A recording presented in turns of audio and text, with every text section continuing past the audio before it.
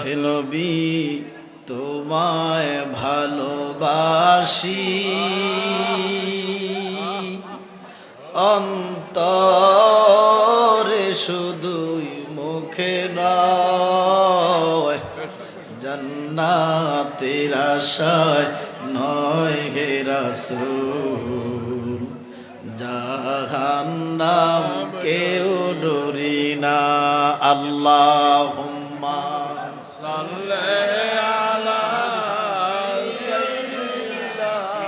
মাওলানা মুহাম্মদ ওয়ালা আলে সাইয়্যিদিনা মাওলানা মুহাম্মদ। আব্বার আমার, আমরা দুরুদে মুস্তাফা দুরূদ শরীফ পড়তেছি। এই দুরুদে মুস্তাফা দুরূদ শরীফ পড়ার হুকুম কার? আল্লাহ। আচ্ছা, এই যে দুরুদ পড়তেছি কি আমাদের লাভ না নবীজির লাভ? একটু জবান খুলে বলেন, কি আমাদের লাভ না নবীজির লাভ?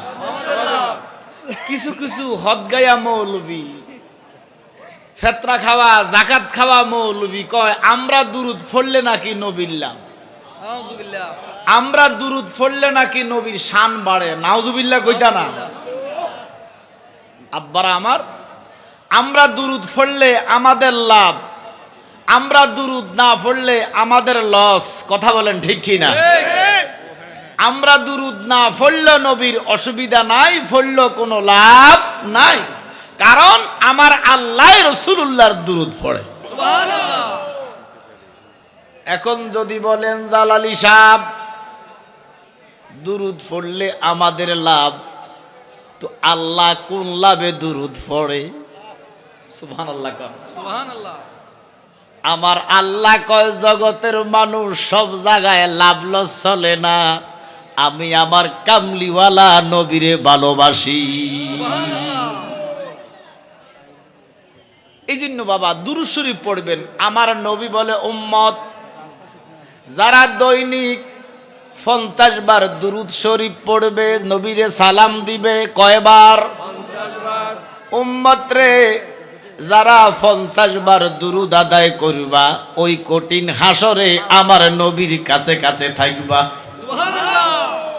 আমরা হাসরে নবীর কাছে কাছে থাকতে চাই কি চাই না?